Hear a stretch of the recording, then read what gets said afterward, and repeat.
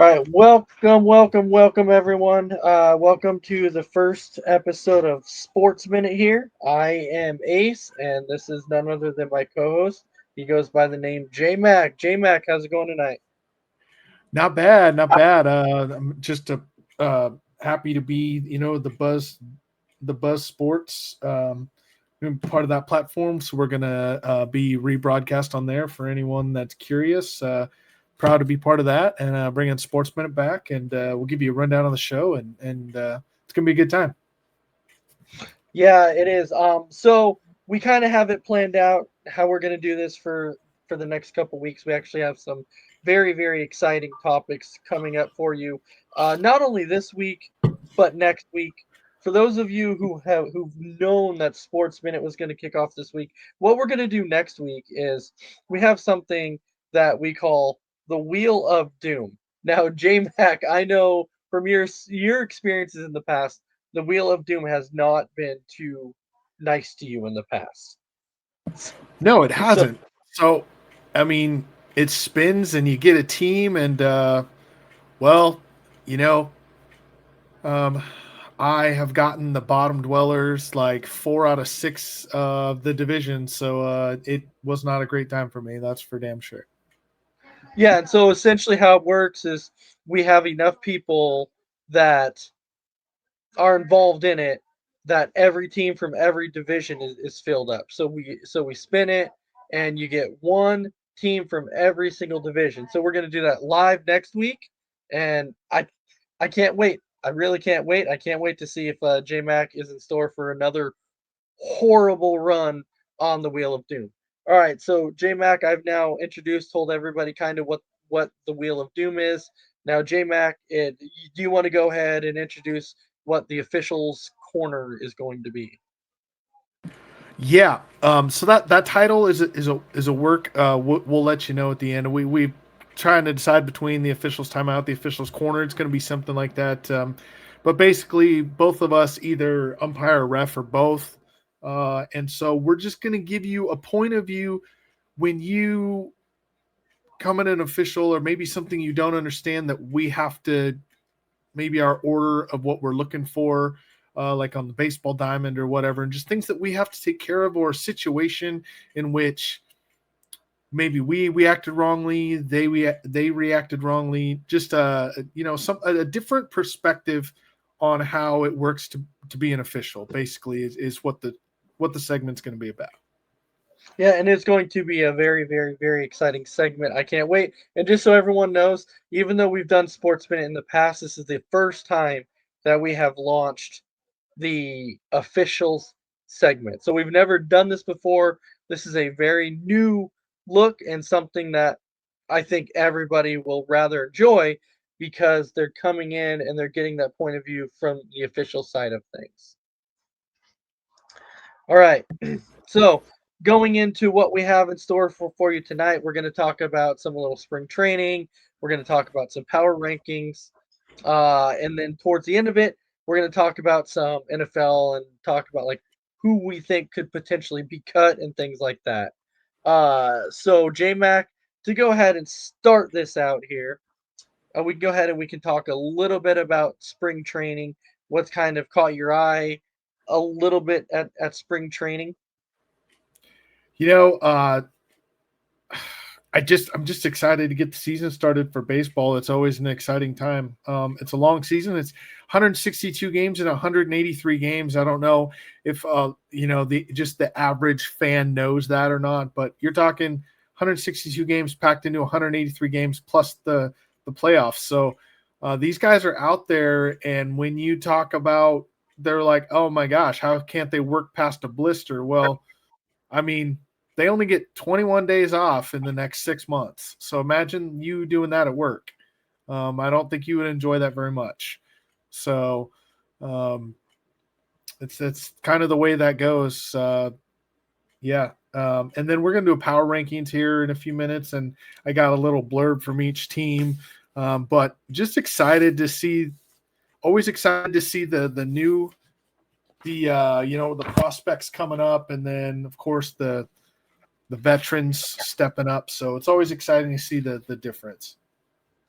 Yeah, so I've always wondered two things about spring training. So the two things that we can jump into, kind of talk a little bit about here. Number one, Sure. do you like during spring training to where they kind of do the split squads? You know, when you go to watch a game, you say, okay, Atlanta has a split squad here and a split squad here. Do you like the concept of a split squad? Well, I guess yes and no. I get that it gets more players into camp and gets them some more big league action, so I could see that side of it. From a fan's perspective, I don't like it very much. Um, but spring training is only in two places. It's only in Arizona and Florida, so it's not like they have to travel that far because they're all around the same place. So I guess I could see both sides. Overall, as a fan, I don't like it, but I could see it from a business standpoint. Yeah, because I know to me personally, the one thing when I talk about like spring training and I talk about the split squads, to me, everybody that has watched Sports Minute before knows that I'm a huge Atlanta Braves fan. So because of me being an Atlanta Braves fan, the other day when Atlanta had the split squad going, I'm trying to watch the games and I'm like, okay, which one would I rather watch here? Would I rather watch him play the Twins, or would I rather watch him play the Rays? Well, what it boiled down to is when you go on there and you kind of look at the lineups and you go, oh, look, Michael Harris is playing in this one. Ron Acuna is playing in this one. You know, Ozzy Albies is playing in this one. Oh, against this team, there's nothing but bunch of call ups or rookies or whatever. So to me, it's more intriguing to see. I don't know about you, but when I see it, I like to watch all the veteran players go. Yeah, I think that's a tough thing in the first couple of weeks of spring training, though. A lot of those guys, and especially this year with the World Baseball Classic, a lot of those guys aren't in camp. Um, they're they're not studying; they're training for the World Baseball Classic, which is a great time. I always watch the World Baseball Classic, but yeah, that's tough. The first couple of weeks of spring training is always tough. You want to watch it because it's baseball and it's back, but you're not going to get a game where you have all the starters in there and you don't get to watch your favorite players. So Yeah, that one to me is definitely the hardest. Now, I don't know if you noticed this yet the other day, but what I thought was kind of cool, and I saw it for actually the first time. So Paul Skeens was pitching to Ronald Acuna, and the umpire he called a strike.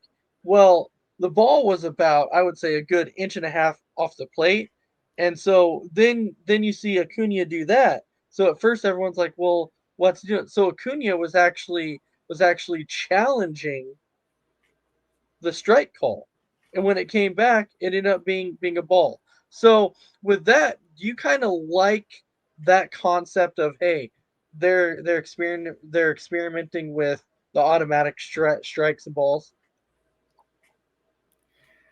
yeah, I like it and I don't like it at the same time. So I think that baseball does have a human element to it. I don't think the strike zone is the same for every player. I think that has to be different because there's different stances, there are different heights, uh, different frames. So some of that is, and also I really don't want to see the reviews when it's an 18-1 ball game in the seventh inning and you're challenging whether it was a ball or a strike. Like, come on, it's an 18-1 game. Let's just get the game over with at this point. So that part of it I don't want to see. If it's a close game and it's a close call, I'm totally for it. But I think there's definitely situations when you should use it and you shouldn't just use it as much as you want to change every call. I don't like that part of it, but in 10 situations, definitely should be used. Now, I do want to tell you, and sorry for going a little bit off track here. I know we're talking about spring training, but uh, something that was brought to the attention of the commissioner of baseball. So this was just briefly brought up. I don't think it was talked much about. It hasn't really gained steam, but have you heard of this golden bat rule that teams were proposing? So essentially, what this golden bat rule was that they were saying, let's say you get to the bottom of the ninth inning and there's two outs, you have the bases loaded, and you're losing by three or whatever. So essentially, the golden bat rule would be that the manager is allowed to choose any player he wants to take that at bat. Yeah, so that's bush league to me. I don't like that. Like, you already have an option. If it's in that, you've got four guys sitting on the bench that can pinch hit in that situation. If you don't like the batter that's at the plate, um, because what are you gonna do? So situation.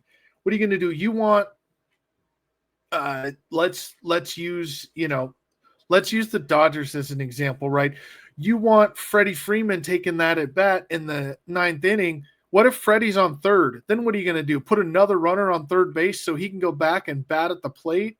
Like, I don't know.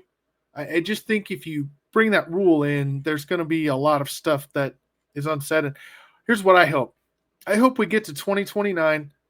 Rob Manfred is going to supposed to step down as commissioner, and we get a commissioner that actually wants to, make the game better, and actually cares about how the game goes. So I'm just hoping we get without these clown rules coming in before Man Clown steps down.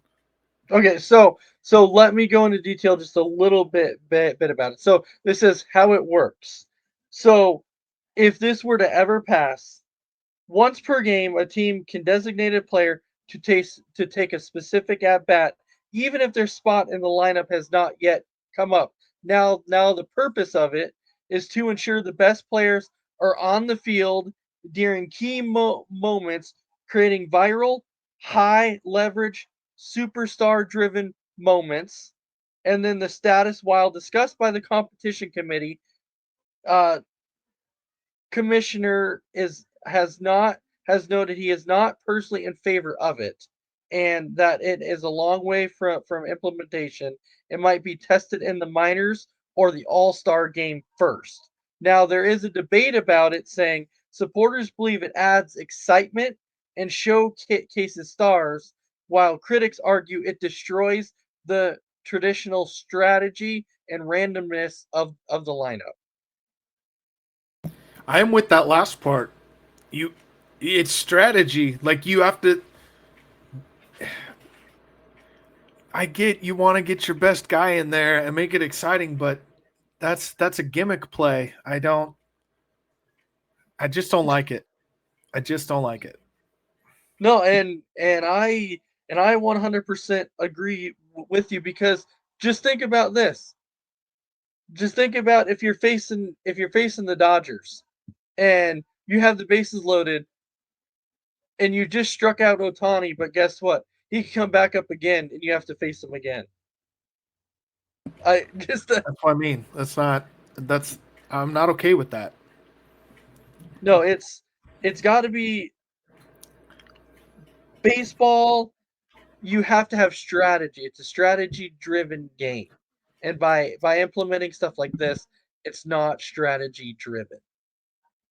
So that's where I definitely agree with you that the golden bat rule would be the worst thing to ever implement in the history of baseball, in my opinion. Now, some people would say the ghost runner is is a bad one too, but I don't I'm know. not I a think fan of that one either. Like, I not in the so I'll say it this way, not in the 10th inning.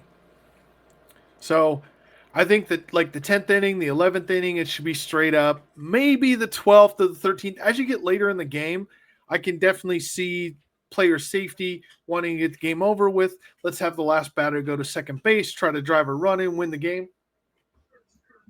Totally understandable on that, right? But I think the 10th inning is way too quick to just put a guy on second base.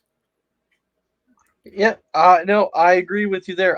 So before we go get too far out of whack here, I know that we had to talk about some power rankings, and I know that you had some things to say about the power rankings too. So So me, I did mine, a little differently.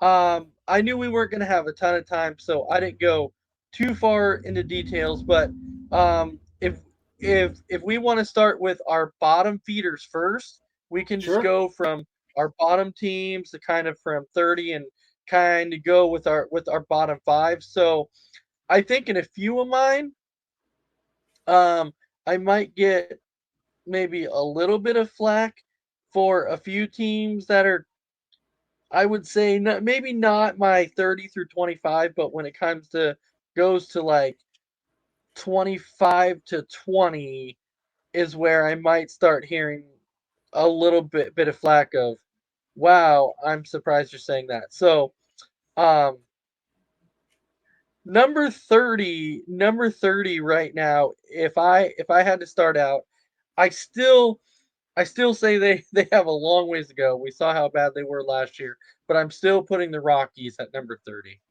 And I absolutely agree. And I don't think it's close. That's how bad I think the Rockies are. Um, what I had on them was number 30 is the Rockies. So their catcher Goodman, the left fielder Jordan Beck, and the shortstop Ezekiel Tover are the three solid everyday players. Their rotation leaves a lot to be desired and lacks a true number one, although it is Coors Field, and that's rough to begin with anyway. So they really only have three solid everyday players. Everyone else is in a platoon role. That's not good when you're a Major League Baseball team.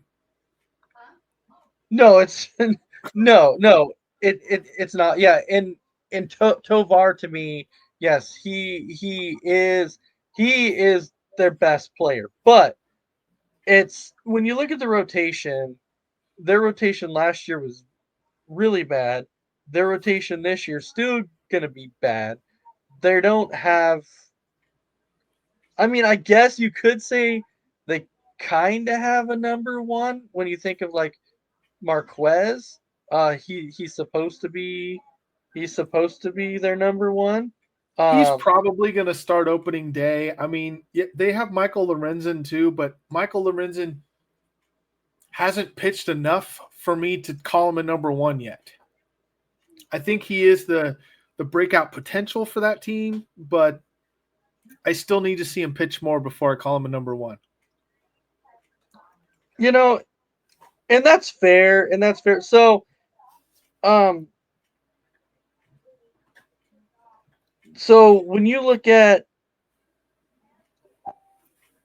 sorry, I had a name in my mind. I started thinking about it. Actually, the name I was thinking of though, another name that in the past he's been their number one, but to me he's a tad bit overrated in my opinion, and people can give me flack if they want because it is the Rockies, but it's Kyle Freeland. Yeah. I mean, Freeland's there. He's going to start every fifth day, right? He's going to eat up 150 to 160 innings for you, but it doesn't help when your ERA is 5. No, but the thing is like whenever whoever pitches though in Colorado, they're going to have a high ERA. They're just going to. It's Coors Field. Granted, but when you're only scoring 3.5 runs a game, that's not good.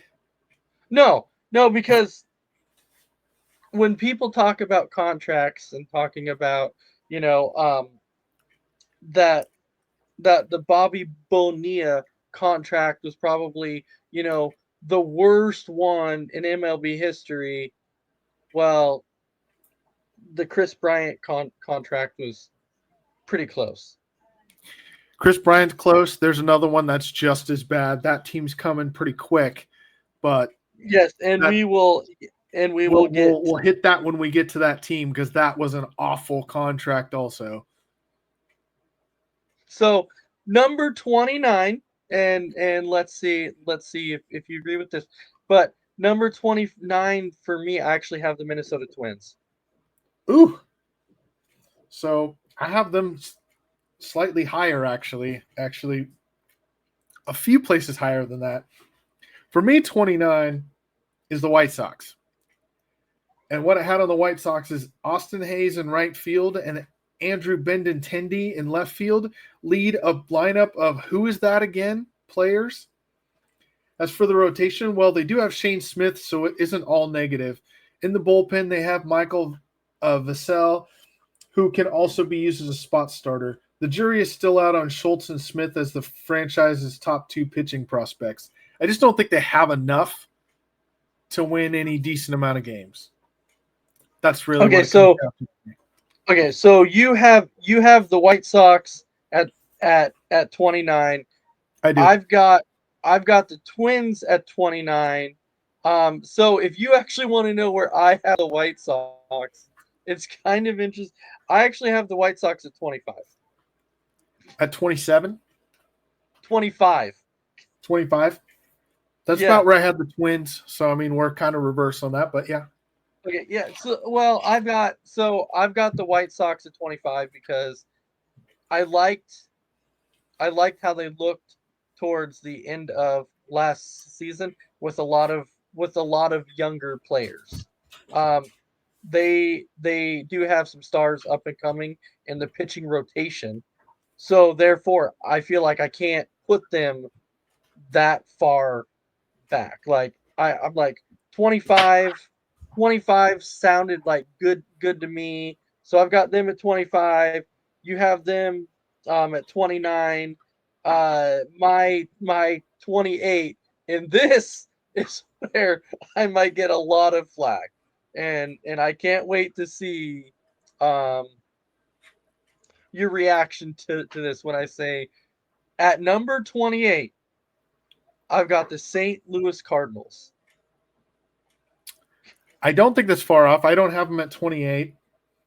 I have them at 26. But with that, I will say that I think any of the teams between 24 and 29 could have been in any of those orders because 24 is kind of those are the bottom feeding teams. Those are going to be last place in the division, no matter what team it is. So I don't think there's a whole lot of difference between them. At 28, I actually had the Nationals. I had the Nationals at 28. I wrote the good news is James Wood hit 31 home runs last year. The bad news is he struck out 221 times. Okay, so and the funny thing about that is we're actually not that far off because I actually have them at number 27. So um so we're not that far off there. Yeah. And then I put CJ Abrams is a solid leadoff hitter. He's got good speed, has a little pop, hit 19 homers. The worst news for the Nationals, after James Wood and CJ Abrams, that's kind of where the lineup stops. But the problem is with Abrams, the problem is, and I'm throwing this out there right now with Abrams. I think he's got a lot of talent, but the problem is he doesn't have the best glove. He makes a No, lot he makes a lot of errors. He makes a absolutely. lot of errors. And so that is probably the biggest knock on Abrams is the error part of it. And I do agree with James Woods. Yeah, he's going to hit you a lot of dingers, but he's going to strike out a heck of a lot. A lot. I mean, he was 3 off of the major league record. He struck out 221 times. That's insane. So yeah, and to me it might be that little bit of a bias thing with them being in the East that I want them to do bad too.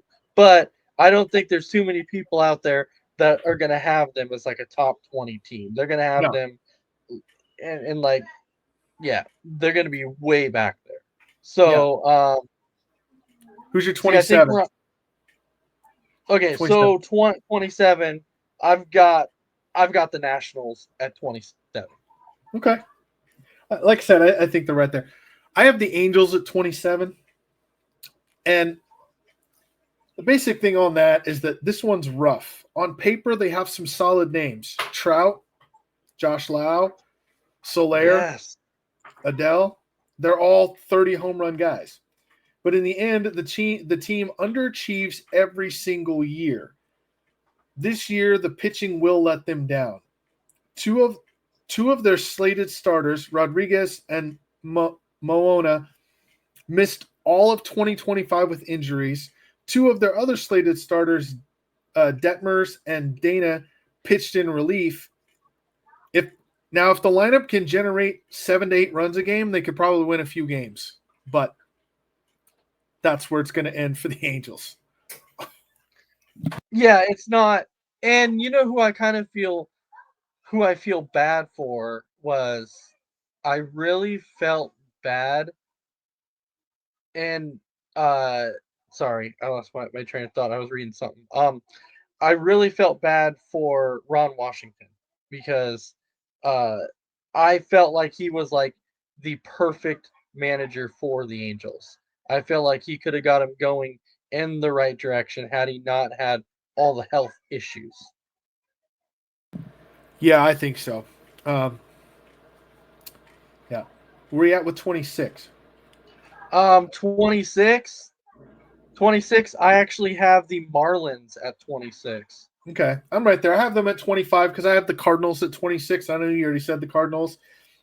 My blip on the Cardinals is there's no question they're in rebuilding mode. Their lineup is New bar, yeah. Lars Their Newbar. their lineup is underwhelming with some good young players, Wayne, Gorman, and Scott, to name a few. They will have to rely on pitching this year. The good news is they have 7 or 8 guys who can start games. The bad news is those 7 or 8 guys haven't really started that many games in Major League Baseball.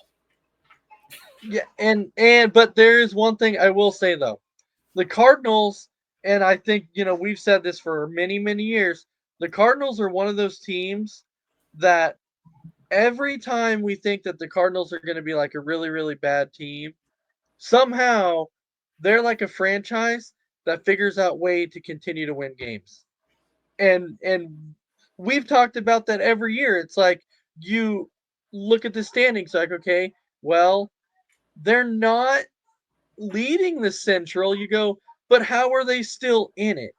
They're just one of those teams that for whatever reason they're they somehow stay competitive.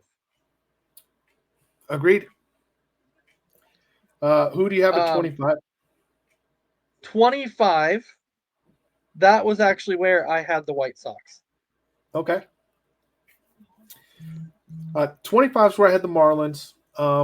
And I put them as this team overachieved last year, winning 79 games. The best part of their season for me personally was when they knocked the Mets out of the playoffs in game 162. That was awesome. But That was great. That was great. with that said, they are primed for a step back this year. Kyle Stowers is obviously their best player. He hit 288 with 25 homers and 73 RBIs last year, but he also struck out 135 times in 117 games. He will look for some help from the starting rotation, which in itself is a mess after their top 2, which are Alcantara and Yuri Perez. After them, there's probably 8 or 9 guys that'll start games this year.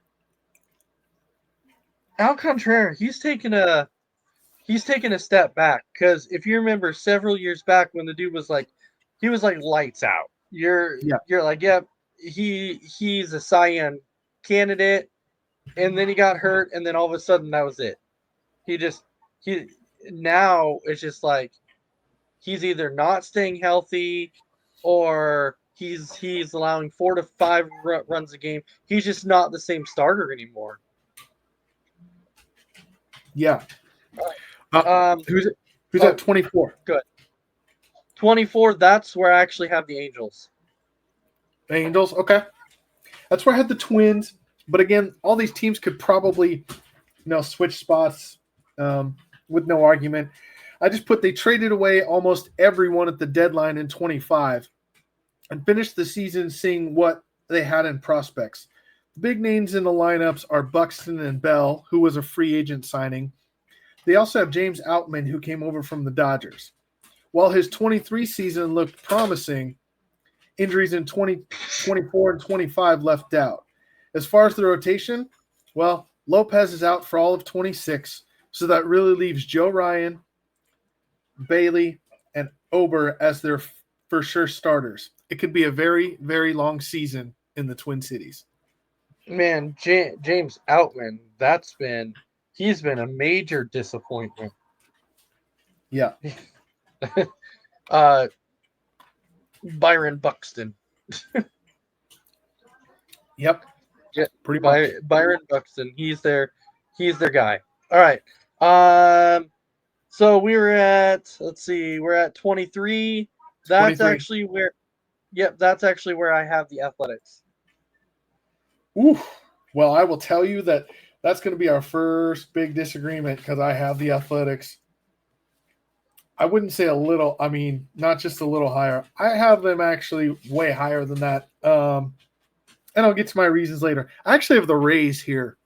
That will shock you. I know how the Rays play every year. But the one thing I want to point out here, I struggled here thinking any of the next 4 or 5 teams could be in any of the spots. The Rays had 85 wins, but they played in a AAA ballpark last year. They will be back at the Trop this year, so the offensive numbers will be back to normal. The top 4 in the lineup, Diaz, Aranda, Camarino, and Mullins, could compete with almost any in the league. After that, they have some veterans who are likely to platoon, like Gavin Lux and Jake Fraley. A healthy rotation will be the bright spot for the team to compete. McClellan, if healthy, with Rasmussen, is one of the best 1-2 combos in the league. But alas, they are here because, well, they are the Rays after all. So we're not too far off. Because you have the Rays at 23. I actually have the Rays at 21. So that's why I was like, it wasn't too big of a shot because I had them right there. So it wasn't too far off. You had the A's at 23. Okay. What about 22? Yep, I had it. 22, and this is where we might be a little far off. 22, I actually have the Arizona Diamondbacks. Wow. So other than the Rockies, this is our first complete agreement. So I have the Diamondbacks here. And here's the reason why. Okay. Yes. All right. This team is always Jekyll and Hyde every single year. Looking at the projected lineup, they should compete. However, only 3 of their everyday players is under 32 years old. Carroll is the standout of that group and is questionable for starting day. Most exciting thing for the Diamondbacks to watch is Arenado, his quest for 400 homers. Now he's 47 away. He probably won't do it this year, but he could do it next year. And the offseason rotation looked poised to take this team to the next step, but unfortunately, Burns and Kelly will both miss some time. The remaining starters should keep them afloat until they return at the All-Star break, but they play in the NL West, and it'll be too late by then. Yeah, and I'm not entirely sold. I'm not entirely sold on their starting pitching. I'm not entirely sold on their bullpen either. Their bullpen has been a struggle. So I'm actually glad to see that we're actually very in agreement with that one. Yeah. All right. So 21, that was where I actually had the Rays. Okay. 21, I'm going to take some heat for, and I'm sure I'm going to get a lot of comments about this one because they were a playoff team last year, but I think that they're not a playoff team, and I just don't see it. And I have the Reds at 21. Oh. So that one we are a little off there. We are a little off there. I got him at 15. So we're a little off. I just simply put the starting rotation is the reason the Reds made the playoffs last year. Only one of their projected starters, Brady Singer, was healthy all season. Sure, if all 5 are healthy, I will look ridiculous with this team in this spot. Their lineup adding Suarez looks good on paper. However, Friedel is the only true left-handed bat in the everyday lineup. Suarez does add home run potential, 49 last year, but he also struck out 200 times. Yeah, and that's the problem with De La Cruz too. Is look, he's a good player. He's quick. He's got a great glove. He's got a good bat. But the problem is, De La Cruz strikes out a lot also. So, I mean, he's quick, but man, I'll tell you, he strikes out a lot, just like Suarez. All right, Yes, I so agree. number 20. At number 20, I actually have the San Francisco Giants. Ooh, I have them right around that range. I'm at 18. I actually have the Pirates at 20. And it was rough because I wanted to put them higher, but they are the Pirates. And Yeah, that's where we are in a tad disagreement of that. I've got the Pirates at 8. I'm just I kidding. mean, I'm just so kidding. No, I did I'm say just this kidding. is the first team on the list I think could truly be too low. The 2026 Pirates teams is exciting, adding Ozuna with 21 homers, O'Hearn with 17, and Brandon Lau with 31. That's a total of 68 home runs they added to their team this year. Yeah. Um, will really give an answer. But the one thing we will get an answer on with those 3 players being added is how good are O'Neal Cruz and Brian Reynolds with help. Well, I can tell you, Brian Reynolds, I do like him. I think he's a good player. He's consistent. So I don't think that they have to worry about him. O'Neal Cruz, I think he's going to be a star also. So I do trust O'Neal Cruz. This is the first time that you can say the Pirates actually went out and spent a little bit of money. Their starting Yeah. rotation, I'm starting to like their starting rotation. I believe the Pirates can be a young team that that could surprise some people. I Uh, actually had the Pirates at 17 though. yeah, I mean, Skeens, Keller, Chandler, Ashcraft, and Urguidi. That could Yeah, that could arguably be the best starting rotation in baseball. I mean, you could argue for that. Um, I'm excited to see if Connor Griffin makes the opening day roster because he's a 19-year-old kid. One thing I did note that I think holds the Pirates back: defense. They are not a very good defensive team with the players they have. so my next one, and I hope there's certain people that are not watching here, because I'll tell you, this might this might irk some people the wrong way, especially if the people that are watching that we know JMac. Once I say this, at number 19, I've got the San Diego Padres. Oof. I had the Padres at 16, but we're right around the same range. I have the Rangers at 19. Um, reason for that, a lot of new faces, so I worry about the chemistry. Evan Carter struggles against lefties. Seager isn't as young as he used to be. Um, but then their rotation, DeGrom, Ovaldi, and Gore. What a nice problem to have, but DeGrom is 37. So it's kind of it for the So Rangers. yeah, let's see.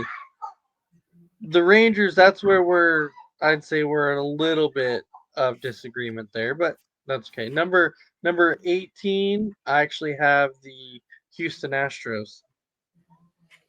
Okay. I have them at 15, but that's in the same range. I have the Giants at 18. Um, so I think that Arise is going to help them with being able to bring contact to the team with a lot of power, which is Devers, Adames, and Chapman and Ramos, who all over had 20 homers, but also the strikeouts. Bader 136, Devers 192, Adames 179, and Ramos 158. Think about that. That's almost 800 strikeouts between four players. Yeah, that's a lot. That's a lot. Obviously, their rotation is going to be going to be good, but that's it. 17. Then we go on. 17. That's actually where I had the Pirates. You have the Pirates, okay. I have the Guardians here. Yeah. You know what's funny is I've got the Guardians at 16, so we're actually really close on that. And everyone's going to ask why. I mean, basically, Kwan and Ramirez is their entire lineup. The rotation doesn't have a clear number one. And the only reason they made the playoffs is because the Tigers collapsed. That's really it. That is the only reason. 16. Okay, so 16, that's where I have the Guardians. Okay, I have the Padres there. And I have them always the best man, never the groom. Till the team breaks through, I refuse to put them higher. Right. That's it. That's what I had. I refuse to put them higher because of that. 15 at the Reds. 15 for me is the Astros. I think they have a good lineup. Hunter Brown leads the rotation. Amaya is interesting, but they'll have to use a 6-round man rotation. That'll play out good at the end of the season, but the AL West is stacked, so we'll see where they end up. Yeah, and we're really not with those. We're really not that far off. No, 14. So 14. That's actually where. All right, hear me out here. 14. I actually have the Philadelphia Phillies.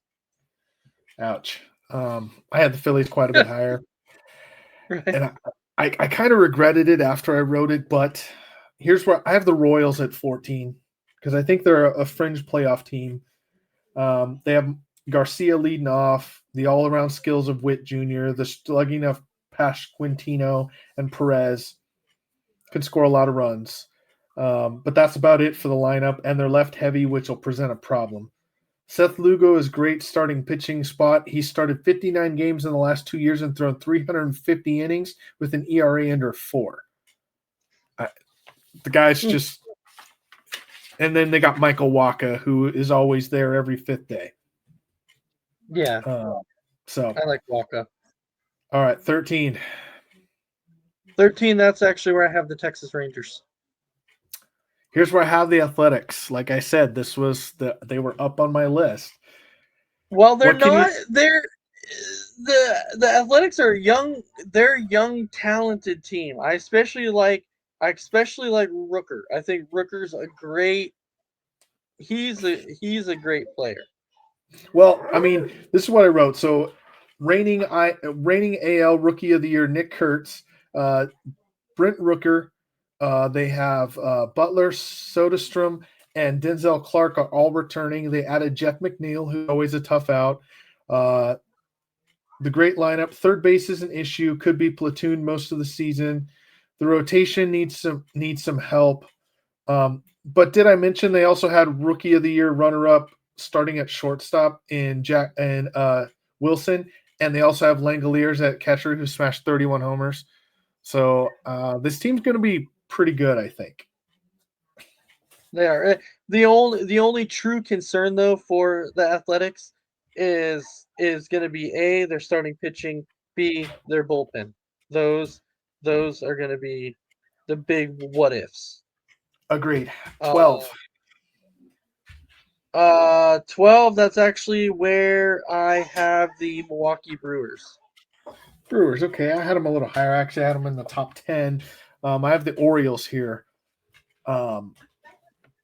Just basically, I mean, they brought in, of course, they brought in Alonso and Taylor Ward. But for me, it's their pitching. I mean, they got Bradish, Rogers, Baz, and Bassett 1 through 4. And then they have Eflin and Creamer that could both be at 5. that means they could have 6 starters that all could be top end starters in this league. I just don't. There's not a whole lot you can argue with about. I mean, you're talking about having the bottom 2 guys are top 5. Or I'm sorry, just those bottom 2 guys could be top end starters, which means they have one of the top rotations in baseball. Yeah, It's crazy. yeah, and you look at the lineup, and they have Rauschman and they have Holiday, and so they've got some good young players. They do. 11. But I actually had the Orioles up a little bit more, but I'll get to that. So, um, 11 is actually where I had the Royals. The Royals, okay. I had the Red Sox there. Story, Duran, and Contreras head up lineup that will be boom or bust. Good thing they have the rotation to back up what may be some meager scoring. Crochet, Suarez, and Gray could all be an ace. Bello and Aviado are both top end starters, and they're at 4 and 5. If you like 3-2 ball games that take just over 2 hours to complete, this will probably be the team to watch in 2026. Mm-hmm. Number 10. Number 10, that's actually where I have the Red Sox. I have the Red Sox at number 10. I have the Cubs there. Obviously, they added Bregman. PCA had a great first half. Happ is a good RBI guy. Suzuki supplies the power. But then there's the rotation. They do have Horton and Imanga. They have Boyd, Cabrera, and Talion. And Justin Steele will be back. So they have a potential to have a really good team this year. See, I think we were going to 9. 9. Yep. I have the Brewers at 9. That's actually so I've got the Orioles at 9. The Brewers are just going to run it back. Why not? It worked in 2025. Churio, Terang, Contreras, Yelich, and Frelick anchor a deep lineup. The talent is unquestioned, but the only thing I have with the Brewers is their only starter that has pitched a solid number of innings is Woodruff. We have to see how that works out with their rotation. And that's what I was saying. Their starting pitching is a huge question mark. That's why I put them on the outside of 10 because of their pitching rotation. It's a huge question mark at this point. Yeah. Number 8. The Mets. I actually have the Phillies at 8. Because I think the top of the lineup, Turner, Harper, and Schwarber, top notch. They could go against any of the top 3 in baseball, and it's unquestioned. And I hate saying that about the Phillies. You know that. I don't want to say that about them, but those 3 could go up against anybody. After that, they have an aging Real Muto, a defensive liabilities in Bohm and Stott, and some average for any other team everyday players. Rotation when Wheeler comes back will keep them in any game because it'll be Sanchez, Luzardo, Nola, and Wheeler. That's just a good rotation. Yeah. Wheeler's a guy that you can rely on him every start he brings you. Wheeler's that 100%. Dude. Like he's him. You can rely on him. 7. 7. 7 is actually where I have the Cubs at 7. You have the Cubs at 7? I have the Mets at 7. I think the next 2 teams could be switched, but the lineup is there for the Mets. Offense is not the issue. It's defense. Third base, second base, short catcher, center field, and shortstop are all set. But what about the others? Soto, Polanco, Taylor, and Beatty all have a lot to be desired in the field. Should be interesting to see how they line up this season.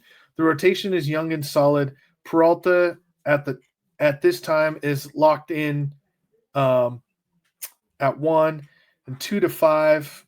They have a lot of arms and options available. So I just think it's going to come down to defense for the Mets this year. All right, let's see. We were going into Number 6. 6. Yep, number 6. That's where I actually have that's where I have the Toronto Blue Jays. The Blue Jays. Wow, we are way off on that one. Because that's probably a shocker for everybody. On I that know one. you probably, and I'm gonna take a guess and say you might have them somewhere around like 2, but Right around there. the only reason I can't put them that high is, they lost a few key pieces. So Sure. I actually have the Braves here at 6. Just the 2025 season was one to forget. I put the slight edge over the Mets for defensive reasons. They're better in that category. Kim being gone until May or June is a big blow. But one thing that I can't stress enough is the signing of Mike Yastrzemski. It's a bigger deal than I most know, people like, oh my realize. God. He's a Yeah. solid hitter with good power. He had 19 home runs and 400 at bats last year, and can give any outfield position a break that just can't go unnoticed. With a full year of Profar, Acuna, and Harris in the outfield, the sky is the limit. Olsen had 29 homers and 41 doubles in a down year. By the way, he's played 782 games in a row. Yeah, he hasn't been. Yeah. I do worry about their pitching, but Sale and Strider at the top will compete for a crowded NL East title. I think they should be fine with I think with Holmes filling in and Lopez back. I think I think they should be fine. I believe we're going into number 5. Number 5, this is where it gets into the Number interesting 5 stuff. actually this is I actually have the Tigers at 5. I don't think you're wrong. I have the Tigers at 5. I think I could have put them higher too, but if I told you that Tarek Skubal, Fambra Valdez, and Justin Verlander were your top 3 pitchers going into a season, how would you not put a team in the top 5? Yeah, and people were even talking about how Skubal could be traded. I'm like, why would they even do that? I mean, and then your 4 and 5 is John Flaherty and Cameron Mize. That's you can't. How are you going to beat that team 2 out of 3 games in a series with those pitchers? Yeah. 4. This is actually where I have the Braves. I have the Braves at 4. I have the Yankees here. Fried, Schlitter, and Warren as the top 3 to start the season. Rodon and Cole come back in May or June. Enough said, tough for any team to beat 2 out of 3 times in a series in a lineup that has Judge, Stanton, and Goldschmidt. They also re-signed Bellinger. Stanton is 47 home runs away from 500. Yeah, he just can't stay healthy. I know. It might take him 4 more years to get there, but I hope he gets there. And Goldie is 28 away from 400. So we could see some milestones in the Bronx this year. Number 3. That's where I have the Yankees. This is where I have the Mariners. I have the Mariners at 3.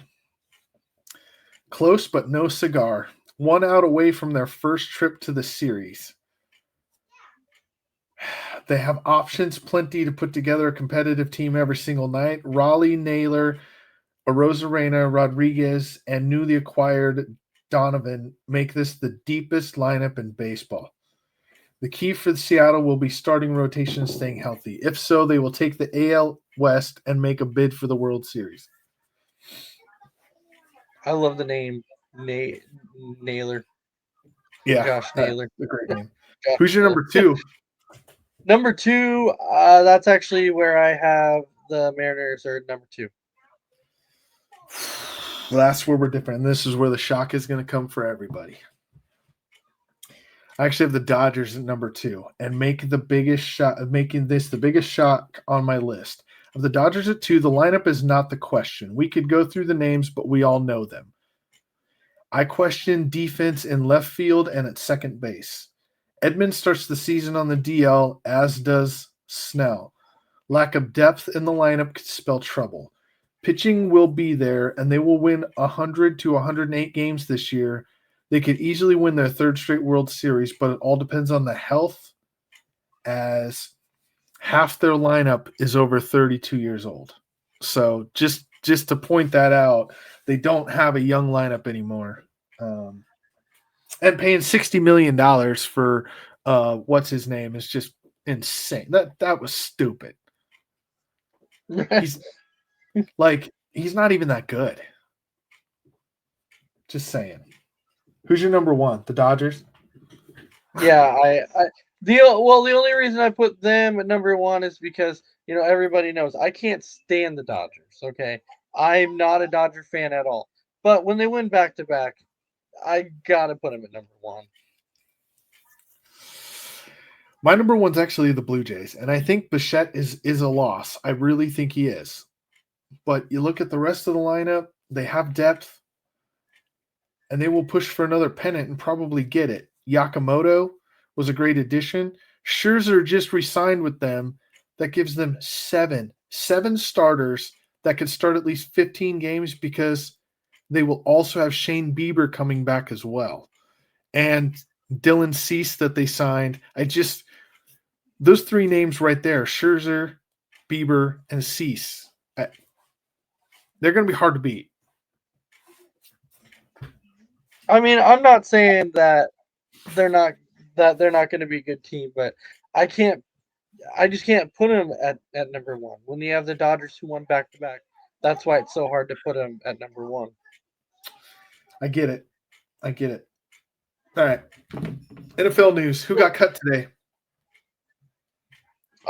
Today, I would actually have to see who got cut today. I know there was some notable news out there, that the Vikings actually came out and said that they were going to try and trade Aaron Jones. If they couldn't, then they were going to cut him. And well, I have some here. I have some the up to minute here. So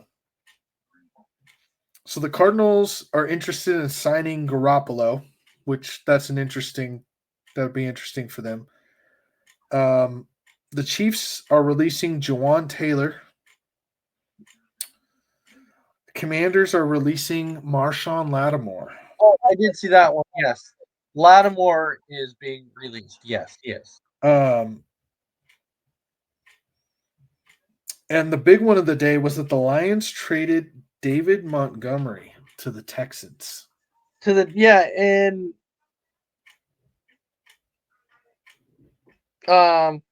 that, to me, when I saw that, there was people talking like, why did they do that? Which signifies, and I know you've never been a big fan of this guy, but signifies something with Joe Mixon. Yep. Hope he's out of the league. Because I know you have not been a fan of Joe Mixon at all. No, so, I'm not a Joe Mixon fan. And we know that Chubb, he won't be back. And so that's where it's like, okay, is he gonna fit well within the backfield for Houston? Yeah, I think he will. It's just I don't know what they're gonna do with Joe Mixon. Yep, I'm not sure either. But that was the interesting news today. Go ahead. Well, because Joe Mixon had that mysterious injury last year, that kept him out all season. And they weren't coming out and being clear about what the injury was, when he was going to be back. All they said was, he's out. We don't know when he's coming back. And then all of a sudden, he missed the whole season. So,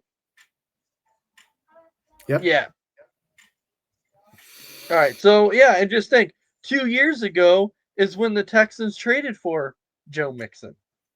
It was just 2 years Uh, ago. yeah. So yeah. So some other notable cuts that we kind of see come in. They've kind of talked about. They have been saying that Tua is going to be cut at some point. I can obviously see that coming. The only problem is how are the Dolphins going to do it? Because if they cut him, they're going to owe him like $96 million. Yeah, that's crazy. I don't know. I don't know how. I don't see how that's going to happen. Anyway, we are at that hour mark, so we can actually pick some more up next week. Yeah, we'll pick Um, some more up next week. Just to end here real quick. We can get. Just remember, there's lots of sports going on right now. Baseball back into spring training, but the NHL is in full swing. The NBA is in full swing. yeah, Um, NCAA basketball is gearing up for March Madness. That's the best time of the year there. Um, so and yes, and J Mac, I was going to say one thing about what you just said, which I think is very very exciting because you mentioned the NBA, and who would have thought this late in the season my Detroit Pistons would have been sitting at number one, and then the Spurs would be are number two. Like that is freaking the only team that is better than the Spurs is OKC. That is that is yes, freaking crazy. but I kind of saw it coming with the Spurs. I'm not going to lie. I've always said that they were going to be a good team when they brought that in. I didn't expect Detroit to be so good, but the interesting thing to me in the NBA right now is Oklahoma City. So OKC has already clinched a playoff berth, and there's 20 games left in the season. That's how far ahead they are in the West. They're only 3 games ahead of the Spurs, but the difference between the Spurs and the Rockets, who are in third, is It's five five. games. Yeah, it's five. Five It's game difference. That's crazy. And the well, difference so and the yeah, I difference was gonna say between about that. the second spot and the 10 spot is 16 games. That's just insane. Yeah, and so that's what I was saying. Before the season, who would have had it? Who would have had the Pistons number one in the Eastern Conference, and then having the Spurs number two in the Western. Now I know you said that you knew that the Spurs were going to be good. I thought they were going to be good, but I thought they were going to be a few years out before the Spurs were going to be this good. I still thought they needed a few pieces, but Yeah, so I will agree with you. I will agree. Even though being a Pistons fan, I did not see them being number one this late in the season and having a 5 game lead over the Celtics and for yeah. two. I did not see that at all. Yeah, and I'll say in all fairness, we always do a poll at all the Spurs fans. We do kind of a pool before the season. I actually had them winning 42 games this year, and they've already won 43. So I had them right on the cusp of being a playoff team, but they've already outperformed what I thought they were going to do. So even though I thought they were going to be a winning team, I didn't think they were going to get this far. And they have they've won 43 out of 60. So they're going to have way more than 43 wins this year. Um, Exceeding expectations. And it Exceeding is expectations. But again, they're close to clinching a playoff spot too. I mean, think about this. They have 22 games left and they have a 15-game lead over the 10th team in the conference. That means they could lose every game for the next 15 games and still be in the playoffs. That's how and same thing with the Pistons. I mean, that's crazy. right. Yeah, It- yeah, it's great. I love to see it. I love to see it. It is a weird basketball world that we are living in at the moment. I certainly will is. say that. Um, but yeah, so we do want to thank everybody for watching. And one last shout out. I do want to say I want to say congratulations to Tyler Reddick in NASCAR, the first driver in NASCAR history to win the first 3 consecutive races of the season. Never been done until this year. So congratulations to Tyler Reddick. That is awesome. All right, so Yeah. J Mac, Congrats. I never would have known that if you didn't tell me. I'm just being honest. Uh, yeah. now Let's not. this is something you may not know either. Do you know the actual owner of that car? No, no idea. The actual owner of that car, and you're gonna laugh at this, okay? The actual owner of that car is Michael Jordan. I mean, I'm telling you, the rich get richer, man. That's all you could say. That's that's it. that's why when people might have been giving Jordan a hard time saying, "Hey, you can play basketball, you can play baseball. I bet you can't. I bet you can't have a good car in NASCAR." And he's like, "Hold my beer." the thing. Yeah, I mean, people should just stop learning to talk shit to Jordan because Hold my beer, man. yeah, pretty Yeah. much. All right. Well, thanks everybody for watching. J Mac, did you have any final thoughts? Well, my final thoughts are this is gonna be awesome. I can't wait to keep going on this and watch out for the official, the official timeout. It's gonna be a great segment. We'll dive more into spring training and baseball, and I think next week we'll actually preview the NCAA tournament. We'll probably have some more updates on that on who's winning conferences and stuff. So watch for that. Yeah, we would have had more topics, but our power rankings took a while. So Yeah, it's all right. yeah. All right. So thanks for watching, and we'll see you all next week. Have a good night. Sounds good.